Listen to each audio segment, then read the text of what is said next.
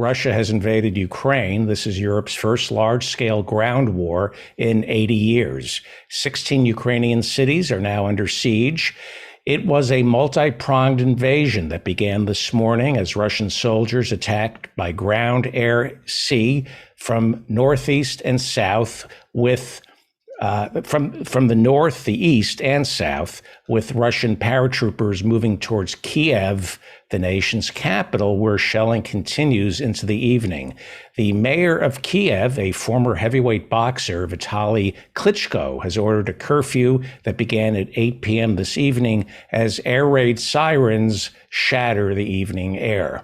The president of Ukraine, Zelensky, he's a former comedian, wearing a military uniform, went on national television today to warn of a new Iron Curtain that is about to descend over Eastern Europe. Zelensky, the president of Ukraine, said the invasion is an attack on all of Europe and warned this could be the beginning of a major European war. Recent polls show that nearly 70% of Ukrainians do not want to be absorbed by Russia, while more than half of Russians say they would support a major ground war to keep Ukraine from joining NATO. Let me go over that again, because war, as we all know, is an extension of politics by other means. New polls show that nearly 70% of Ukrainians do not want to be absorbed by Russia, while more than half of Russians say they would support a major ground war to keep Ukraine from joining NATO. We'll talk about NATO in a second. Ukraine's port city of Odessa along the Black Sea has also been attacked. Russian troops are flooding into Ukraine's second largest city, Kharkiv. Kharkiv is 20 miles from the Russian border and is host to a large Russian-speaking population. Back in 2014, when Russian-supported Ukrainian President Viktor F. Yanukovych was toppled, he fled to Kharkiv, where he was protected by the pro-Russian mayor. That is in Ukraine. Russian leader Vladimir Putin warned Western leaders today to stay out. He said, do not intervene or else they will face severe consequences. Putin added that Russia is a nuclear power. So far, dozens of Ukrainian citizens have been reportedly killed, along with more than 50 Ukrainian soldiers. That number is much higher since we started the show. The Ukrainian military, fighting entirely on its own against a far superior Russian army, lays claim to shooting down so far 5 Russian helicopters, 7 airplanes, and destroying dozens of Russian tanks. Those numbers have probably increased since we started. President Biden and the rest of the NATO leaders have told Ukraine that no troops will be sent in to assist the Ukrainian people. Ukraine is not yet a member of NATO, where an attack against one member of NATO is considered an attack against all members.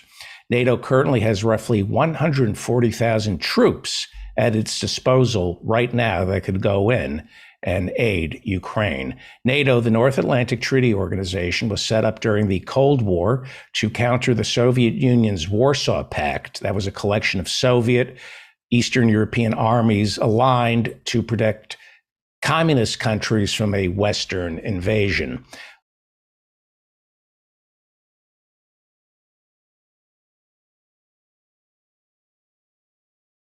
Well, after the Soviet Union fell, the Warsaw Pact was disbanded, but NATO remained firmly intact, with NATO troops being deployed to Afghanistan after 9/11. Afghanistan does border Russia. It's just not part of, Afghanistan is not part of Europe. During the 20th century, the United States sent American troops into South American countries more than 35 times to protect its interests, 35 times that we know of. Many of these invasions of Latin American countries were justified as enforcing the Monroe Doctrine, which prohibits any country other than America from interfering with Latin American, South American countries. America openly supported the invasions of Cuba and Nicaragua after both countries fell under Russian influence.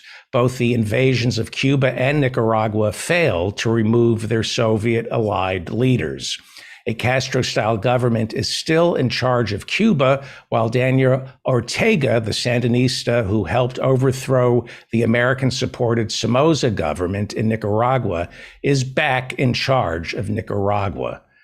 As far as I can recall, the American government protected its sphere of influence using CIA-backed guerrillas like the Contras in Nicaragua, or the mafia working with Cuban refugees to overthrow Castro, or the CIA funding military coups to remove Allende and replace him with fascists like General Pinochet.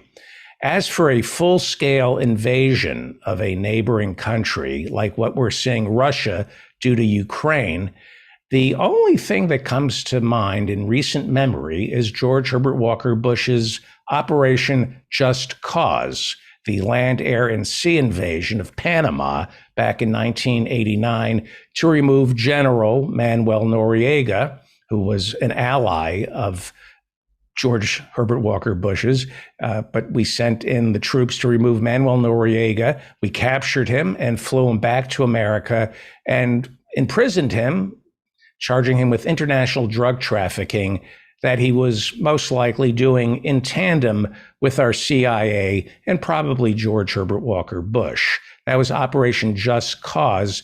I think that's the closest we've come most recently to invading a Latin American, South American country using our troops. That's the Grenada, Caribbean, but that's the closest I think we have gotten to what Putin is doing in Ukraine. That was the invasion of Panama, Operation Just Cause. In 1989, 23 American soldiers were killed in the month-long operation down there. Former Attorney General Ramsey Clark estimated at the time that as many as 3,000 Panamanian civilians were killed by American soldiers. This was against international law.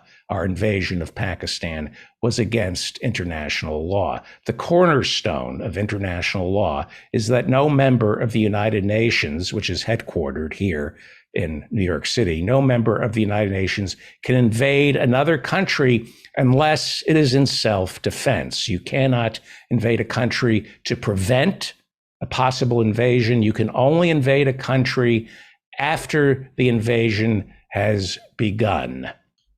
George Bush said back then he invaded Panama as an act of self-defense. That was a lie. He was claiming that he was protecting American civilians living there. This is what Putin says when he goes into Ukraine. And the UN General Assembly back in 1989 told Bush that he was lying. They did not approve the invasion of Panama. That was the UN General Assembly, but they get vetoed by the UN Security Council. The UN is bicameral. You have the UN General Assembly. That's every member of the UN. I don't know, what is it, like 180 nations?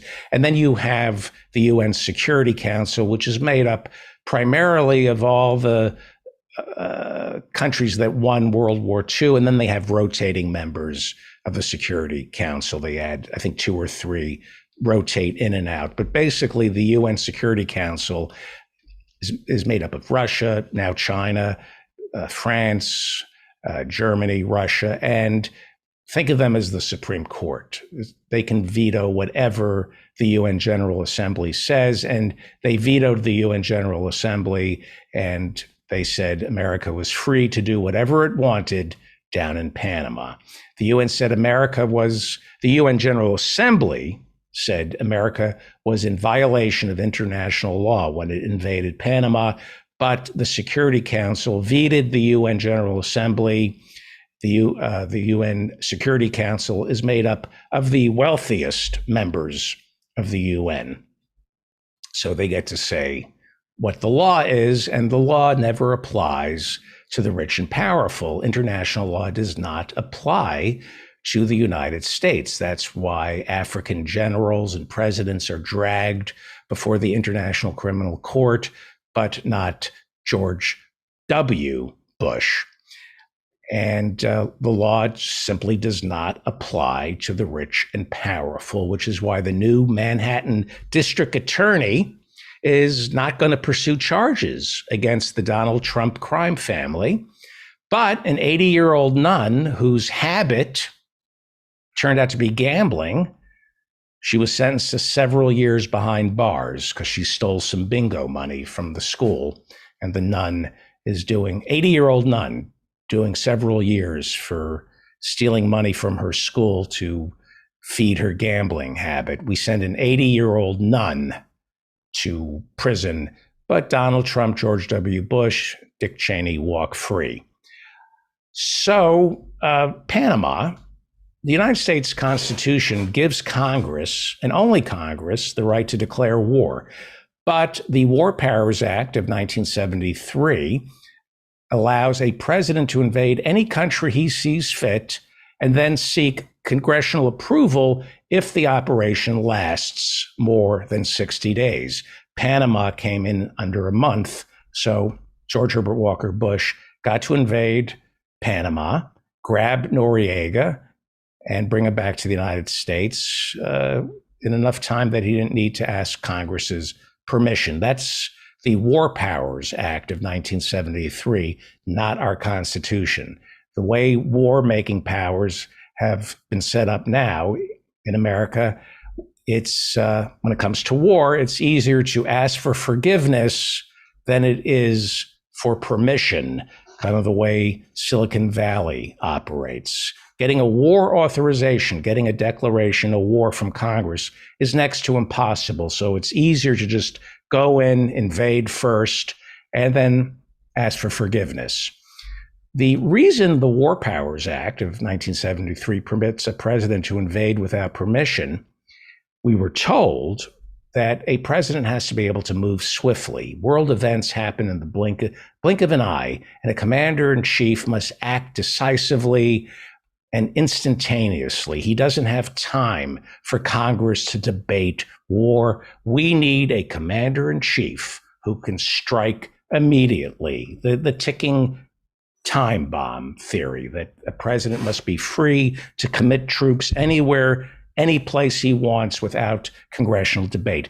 That is not what our founding fathers wanted. But in 1973, at the height of the nuclear age, we somehow got convinced that all war-making powers should devolve to the commander-in-chief. And then he asks for forgiveness after he declares war. And yet, that is not true about war. War doesn't happen in the blink of an eye. It doesn't. For weeks, Joe Biden was saying, Putin is about to attack Ukraine. Hey, everybody, Putin is about to attack Ukraine. He's going to do it a week from Wednesday or maybe 2 weeks from Thursday. We knew weeks in advance that Putin was at least amassing troops along the border, and we saw the troops along the border. A lot of us dismissed these claims that there was going to be a war, an invasion, but we knew something was happening, and Biden knew something that we didn't know. I'll talk about that in a second. I'm talking about the War Powers Act and the idea that we have to move so quickly that we can't ask Congress to perform its constitutional duty and declare war. We know if a war is maybe about to start.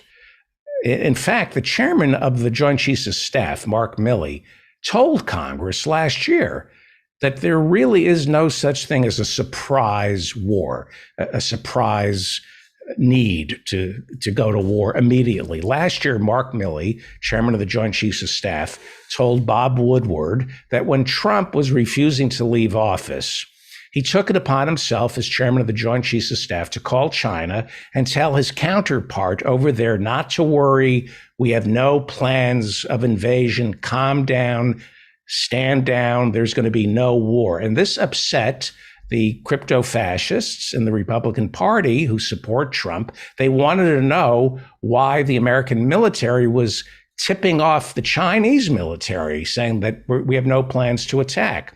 And General Mark Milley, chairman of the Joint Chiefs of Staff, calmly explained that China would know if we were going to attack them. They would know before we would attack them. There's no such thing as a surprise attack. That if there was some kind of dust up over Taiwan, he said the Chinese could see our aircraft carriers moving into position. They would know that a war or an invasion was about to start. And he added, before there's a war, there is conversation. There's a conversation between the opposing generals. They set up the rules of engagement. This is as old as war, where they talk before they fight. In other words, there is enough time to get congressional approval of a war. The commander-in-chief does not have to act instantaneously. Pearl Harbor was attacked on December 7th. It was supposedly a surprise attack. Roosevelt, the next day, was able to get a declaration of war. That was the last time a president got a declaration of war. Supposedly, after a surprise attack, they debated it. They had conversations. I think it was next to unanimous. And Roosevelt, in one day, got his declaration of war. The World Trade Center came down on September 11th. Now, Bush didn't need a war authorization to defend America from another terrorist attack, right? He could have, without anybody's permission, he's the commander-in-chief, he could have scrambled our military jets immediately, but he didn't. You don't need to ask Congress for permission to protect the nation from incoming. He didn't scramble our military jets. It's a whole other story. He just sat reading My Pet Goat. And then we found out it was Vice President Cheney, the war criminal in the Situation Room, giving permission to our Air Force to shoot down any American plane that had been hijacked and was heading towards the Capitol. That order was given by Dick Cheney. It was supposed to be given only by George W. Bush. And Cheney usurped his authority. But you don't need to go to Congress to ask for permission to defend America. But invading another country, you need permission. Not anymore now because of the War Powers Act, but you should need permission. The invasion of Afghanistan, which, by the way, didn't attack us on 9/11, we probably should have gotten a war declaration before we launched our invasion of Afghanistan. Eventually, Bush got his war authorization to attack Afghanistan for 9/11. Would have been nice, instead of a war authorization, he had to get a declaration of war. Then we wouldn't have spent 20 years in Afghanistan. Then somebody would have pointed out the Taliban didn't attack us. Afghanistan didn't attack us. Osama bin Laden is from Saudi Arabia. All the terrorists were from Saudi Arabia. Osama bin Laden is hiding in Tora Bora, up in like undeclared territory, straddling Afghanistan and Pakistan. Why are we going to occupy Afghanistan? It's the graveyard of empires. And, we had special forces who went into Afghanistan less than a month after 9/11. We reportedly had bin Laden without a massive invasion. We had the CIA and special forces who supposedly had bin Laden, and supposedly the Taliban was going to help the CIA find bin Laden, but we refused the Taliban's help. Instead, Donald Rumsfeld ordered the CIA to stand down, let bin Laden go. He wanted an invasion, and he got an invasion. He got a war authorization, a 20-year war in Afghanistan that, had the Bush crime family been forced by the Constitution to get a declaration of war as the Constitution demands, we could have debated whether or not to invade Afghanistan. And by the way, the Democrats were still in charge of the Senate. Tom Daschle, Senate Majority Leader, Democrat, was in charge of the Senate. Had the Democrats had any balls, which they didn't, which is why Ralph Nader ran against Al Gore in 2000, they would have stood up. They would have stopped the war by demanding a declaration of war. So, yeah, Ukraine. The Russians have invaded Ukraine. On this show, we were kind of convinced that they wouldn't do that. Back in 2020, President Donald Trump got impeached after he told the Russian president on the phone that the shipment of nearly $500 million worth of arms would be delayed unless he was given dirt on then candidate Joe Biden's son, Hunter. Ukraine has been with us for quite a while. In northern Ukraine today, Chernobyl, the scene of the world's worst nuclear accident back in 1986, I believe. It's now been seized by Russia. Russia is reclaiming that cordoned off city. The town is inside a 1,000 square mile protective zone where nobody is supposed to go. Shelling continues there, and there's now worry that fighting could kick up radioactive dust that would once again spread into parts of Europe. The Russian stock market responded to today's invasion by losing 1/3 of its value. This may not be what Putin wanted.